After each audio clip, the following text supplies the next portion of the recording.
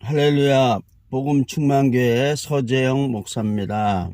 오늘 저는 여호수아서 1장 5절에서 9절을 본문으로 2022년을 형통하게 사는 비결이라는 제목으로 말씀을 증거하고자 합니다. 성경을 봉독하겠습니다.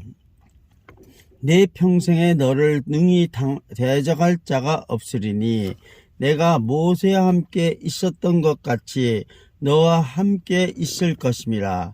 내가 너를 떠나지 아니하며 버리지 아니하리니 강하고 담대하라. 너는 내가 그들의 조상에게 맹세하여 그들에게 주리라 한 땅을 이 백성에게 차지하게 하리라. 오직 강하고 극히 담대하여 나의 종 모세가 네게 명령한 그 율법을 다 지켜 행하고 우로나 좌로나 치우치지 말라. 그리하면 어디로 가든지 형통하리니 이 율법책을 내 입에서 떠나지 말게 하며 주야로 그것을 묵상하여 그 안에 기록된 대로 다 지켜 행하라. 그리하면 내 길이 평탄하게 될 것이며 내가 형통하리라. 내가 네게 명령한 것이 아니냐. 강하고 담대하라. 두려워하지 말며 놀라지 말라. 내가 어디로 가든지 내 하나님 여호와가 너와 함께 하느니라 하시니라. 아멘. 성도 여러분, 지난주에는 마태복음 7장 24절에서 27절을 본문으로 굳건한 반석 그리스도 위에 섭시다 라는 제목으로 말씀을 증거하였습니다. 오늘 저는 여호수아서 1장 5절에서 9절을 말씀으로 2022년을 형통하게 사는 비결이란 제목으로 말씀을 전하고자 합니다. 퀴즈 하나 드리겠습니다. 제일 먼저 이 사람의 이름을 맞추는 분에게는 작은 선물을 하나 드리겠습니다. 그는 1919년 10월에 태어나서 2017년 12월에 98세의 나이로 죽었습니다. 그는 폴란드의 엔지니어였으며 아우슈비츠 수용소에서 세 친구와 함께 탈출을 한 것으로 유명합니다. 그의 탈출은 달리는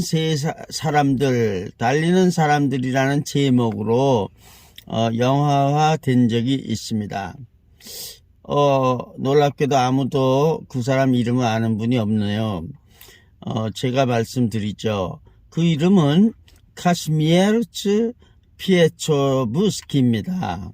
설교 후반에 그가 어떻게 수용소를 탈출했는지 말씀드리겠습니다. 성도 여러분, 하나님이 함께하면 두려울 게 없습니다. 두려울 게 없으면 인생은 늘 승리하고 형통한 삶을 살 수 있습니다. 그런데 하나님이 우리와 함께 하시려면 우리가 할 일이 있습니다. 그것은 성경을 주야로 읽고 성경대로 살아야 하는 것입니다. 성도 여러분, 지금 힘들게 살고 있습니까? 사는 것이 너무 힘들고 지쳐서 하루하루 사는 것이 지옥같이 느껴집니까? 내일은 어떻게 살고 하고 생각하는 것조차 두렵습니까? 그렇지만 늘 형통한 삶을 살기를 원하십니까? 생각은 그런데 실제 마음은 온갖 두려운 것이 넘칩니까? 하나님이 함께하면 두려울 것이 하나 없지 않습니까? 그런데 하나님은 어떤 사람과 함께 하십니까? 하나님의 말씀을 말씀대로 다 지키는 사람과 함께 하시는 것입니다. 그래서 하나님은 하나님이 주신 율법을 다 지켜 율법대로 행하라. 그리하면 형통할 것이라 라고 약속하셨습니다. 율법을 내 입에서 떠나지 않게 하여 주야로 묵상하고 기록된 대로 다 지켜 행하라. 그러면 형통할 것이라고 약속하신 것이죠. 그런데 율법대로 다 지켜 행할 수 있을까 두렵습니까? 그렇다면 마음을 강하고 담대히 하십시오. 어떤 일도 두려워 말고 무슨 일이 생겨도 놀라지 마십시오.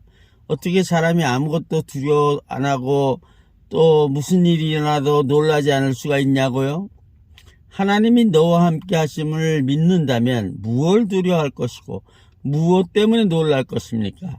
그런즉 하나님이 우리와 함께 계심을 믿는 것이 형통의 비결입니다. 하나님이 우리와 함께 계시려면 내가 율법책, 즉 성경을 날마다 묵상하여 성경에 쓰인 대로 다 지키고 행하여야 합니다. 어떻게 하여야 다 지키고 행할 수 있습니까? 오직 우리 마음을 강하고 담대히 하여야만 합니다. 즉 마음을 강하고 담대히 하여야 할 때 마음을 강하고 담대히 하나님의 말씀, 성경 말씀을 다 지키고 행하는 것이 형통의 비결입니다. 그러면 2022년이 형통할 것입니다. 말씀을 맺겠습니다. 1943년 1월부터 3월까지 3개월 동안에 수용소에서 살해된 유대인은 무려 10만 5천 명이나 되고 아우슈비츠 수용소에서 살해된 유대인은 대략 200에서 400만가량 된다 합니다. 600만 유대인이 학살당했는데 그 중에 반 이상이 아우슈비츠에서 살해됐다고 합니다. 특히 1940년에서 1945년까지 약 5년 동안에 아우슈비츠에서 살해된 유대인은 110만 명 정도 되는데 놀랍게도 그 동안에 용기를 가지고 철통 같은 감시망을 뚫고 목숨을 걸고 수용소 탈출을 시도했던 사람은 무려 802명이나 된다고 하며 그 중에 144명이 탈출에 성공했고 현재까지 행방을 알 수 없는 사람은 약 331명이라고 합니다. 아우슈비츠 포로 수용소를 가장 드라마틱하게 탈출한 포로는 폴란드 정치범이었던 카시미에르츠 피에소부스키와 3명의 친구들입니다. 보이스카우트 출신의 독일어를 잘 구사했던 당시 23살의 피초부스키는 힘이 좋고 체격도 건장했으며 3명의 친구들도 모두 독일어 구사가 가능하여 수용소에서 중요한 일들을 맡아보고 있었습니다. 그중 한 명이 우크라이나 출신의 에우게니우스 벤데라였는데 그 벤데라는 자동차 기술자로 독일군 차량을 정비하는 일을 하고 있었습니다. 그가 어느 날 우연히 독일군 파일을 통해서 자신이 곧 사형에 처하게 될 것이라는 사실을 알게 되었습니다. 그래서 죽음을 함께 맹세한 4명 반데라, 피에초부스키, 램파트 그리고 제스터는 아우슈비츠 강제 수용소 탈출을 계획합니다. 독일군 복장과 승용차로 정문을 탈출하려고 하는 그들은 거사의 날을 정하고 행동에 옮깁니다. 그들이 탈출에 사용하려고 점 찍어놓은 차는 수용소 총 책임자의 승용차로 스테이어 220이었습니다. 스테이어 220은 당시 아우슈비츠 수용소에 있는 차 중 가장 빠른 승용차였습니다. 만일 대비해 독일군의 추격을 따돌리려면 최고 속도의 승용차가 필요했기 때문입니다. 1942년 6월 20일 토요일 기다리던 거사의 날이 밝았습니다. 2층 창고에 몰래 들어간 4명은 독일군 친위대 장교복 등 군복으로 갈아입고 무장합니다. 차량 정비공 벤데라는 복사된 킬 가지고 차고에서 승용차를 가져옵니다. 그들이 정문을 통과할 때는 조마조마했지만 스테이어 220차를 본 보초병이 손을 척 쳐들으며 먼저 하이 히틀러 하고 외치자 4명은 속으로 쾌재를 부르며 정문을 통과했습니다. 승용차는 수용소 정문을 지나 달리고 있지만 아직 저 앞에 마지막 바리케이트가 남아 있습니다. 이곳에선 친위대 보초병이 패스를 보여달라고 하는 곳이기 때문에 긴장합니다. 80m까지 왔는데 바리케이드 차단봉은 그대로 내려져 있습니다. 60m에도 차단봉이 올라갈 낌새가 보이지 않았습니다. 40m였습니다. 이때 뒷좌석에 앉아있던 조셉 램파드가 친위대 장교복 차림에 피처부스키의 등을 치면서 뭐라고 말 좀 해봐 하고 소리쳤습니다. 그 말에 정신이 번쩍 난 피처부스키는 차문을 열고 보초봉을 향해 소리치기 시작했습니다. 야, 이 새끼야, 빨리 차단봉을 의지 못해? 너 죽고 싶어? 한장에서 여기 누가 있는지 몰라?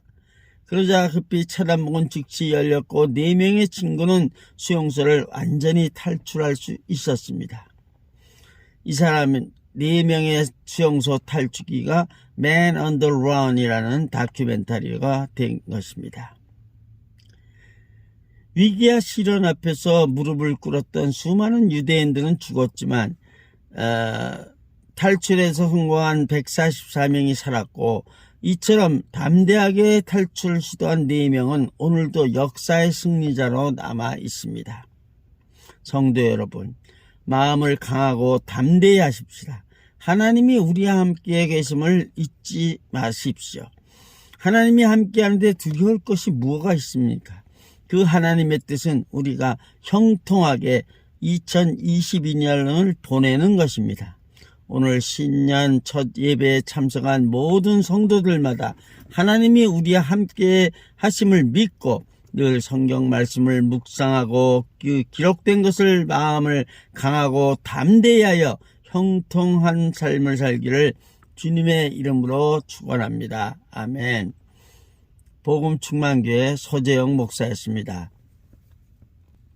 오늘 성경 본문은 여호수아서 1장 5절에서 9절, 말씀 제목은 2022년을 형통하게 사는 비결, 이러한 제목으로 말씀을 증거하였습니다. 또 뵙겠습니다. 할렐루야.